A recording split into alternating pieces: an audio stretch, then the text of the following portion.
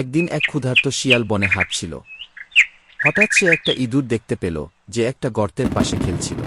Let's go. শিয়াল মনে মনে ভাবল, এই ইঁদুরটাই আজ আমার দুপুরের খাবার হবে।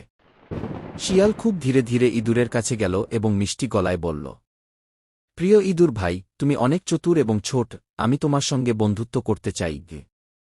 ইঁদুর কিছুটা ভয় পেলেও শিয়ালের কথায় আশ্বস্ত হল। সে বলল, তুমি যদি সত্যিই বন্ধু হতে চাও তাহলে প্রমাণ দাও। শিয়াল বলল, চলো আমরা একসঙ্গে হাঁটি, আমি তোমাকে বন দেখাব গু। ইঁদুরটি কিছুটা সন্দেহ করলেও রাজি হল। কিন্তু হঠাৎ সে লক্ষ্য করল শিয়ালের চোখে খিদের ঝিলিক। সে বুঝে গেল এটা বন্ধুত্ব নয়, বরং একটি ধোঁকা। ইঁদুর দ্রুত গর্তের দিকে দৌড় দিল আর গর্তে ঢুকে পড়ল। শিয়াল গর্তের মুখে দাঁড়িয়ে রাগে ফুঁসতে লাগল।